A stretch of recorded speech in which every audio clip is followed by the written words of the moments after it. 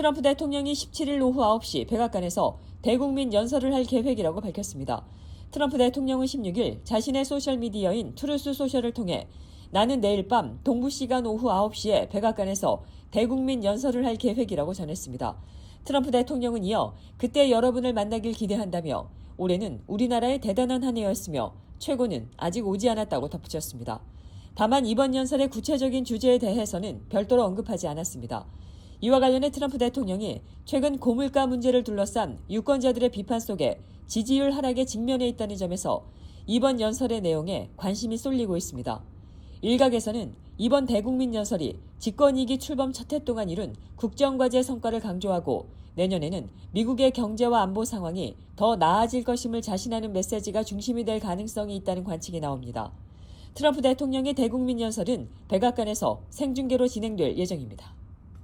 연방정부의 이민 단속이 강화되면서 이민자 사회 전반에 불안이 확산되고 있습니다.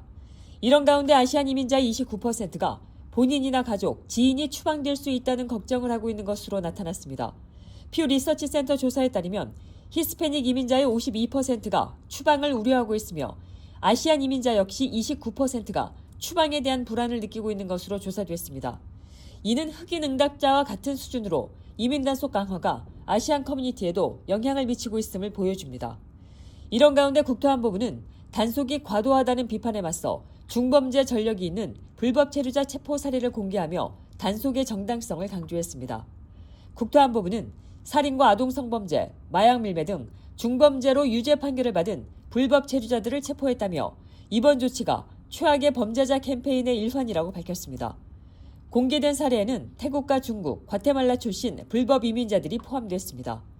하지만 이민단체들은 아이스가 급습하는 식의 체포를 벌이면서 범죄 이력과 관계없이 이민자 사회 전반에 불안감을 키우고 있다고 비판하고 있습니다. 대한항공이 항공기 비상구를 조작하거나 조작을 시도한 승객에 대해 무관용 원칙을 적용하겠다고 밝혔습니다. 대한항공은 15일 항공기 운항 중 비상구를 조작하거나 조작을 시도할 경우 예외 없이 형사고발하고 필요시 민사상 손해배상 청구와 탑승 거절 조치까지 병행하겠다고 밝혔습니다. 이는 최근 비상구 관련 사고와 시도가 잇따르면서 항공 안전에 대한 경각심이 여전히 부족하다는 판단에 따른 조치입니다. 대한항공에 따르면 최근 2년 동안 비상구를 조작하거나 조작을 시도한 사례는 총 14건에 달합니다.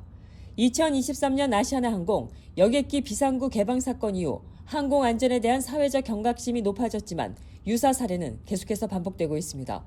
항공기 비상구 조작은 항공보안법 위반에 해당하며 항공기 보안이나 운항을 저해할 경우 10년 이하의 징역형에 처해질 수 있습니다.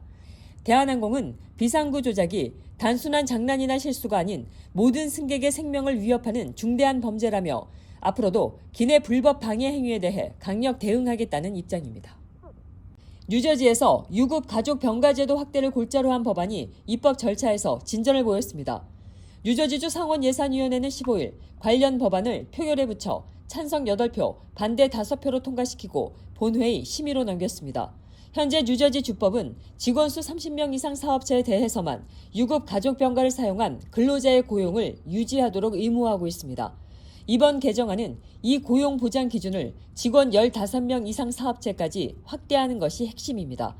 뉴저지는 2009년부터 유급 가족 병가 제도를 시행해왔습니다. 법안 지지 측은 현재 뉴저지에서 유급 가족 병가 사용 시 고용 보호를 받지 못하는 근로자가 약 170만 명에 이른다며 제도 개선이 필요하다고 주장하고 있습니다. 반면 재계와 반대 측은 적용 대상이 30명 미만 사업체까지 확대될 경우 소기업에 과도한 부담이 될 수 있다며 우려를 나타내고 있습니다.